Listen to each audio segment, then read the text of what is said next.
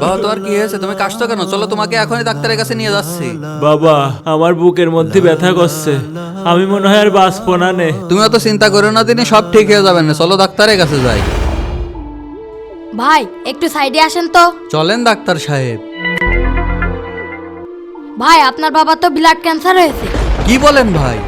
জি এই দেখেন রিপোর্ট। আমি মনে হয় আব্বার আর বাঁচাতে পারবো না নে। হ্যালো ভাইয়া, আব্বুর ব্লাড ক্যান্সার ধরা পড়েছে, তুমি তাড়াতাড়ি বাড়ি আসো। এই তুই জানিস না আমি কাজে ব্যস্ত থাকি। চুপ মা, দেখছি কি করা যায়। আচ্ছা ভাইয়া। ভাইয়াকে কল দিয়ে জানাই।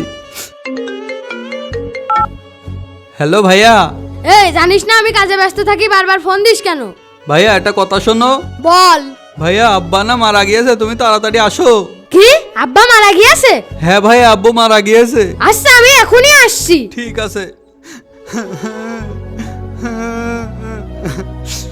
বন্ধুরা, তোমরা কারা কারা এই ভিডিওর পার্ট 2 দেখতে চাও কমেন্ট করে জানাও আর চ্যানেলটি সাবস্ক্রাইব করো।